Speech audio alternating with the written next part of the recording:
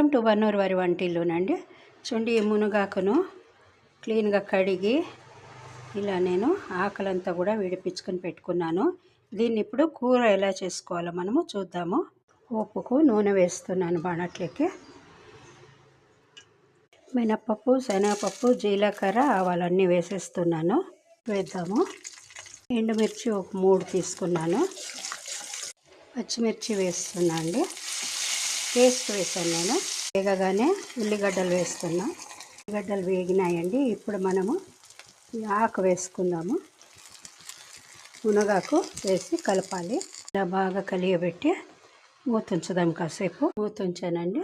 ఇప్పుడు మసాలాకు గాను ధనియాలు, జీలకర్ర వేయిస్తున్నా. ఈ రోట్లోకి వేసి దంచుకుందాము.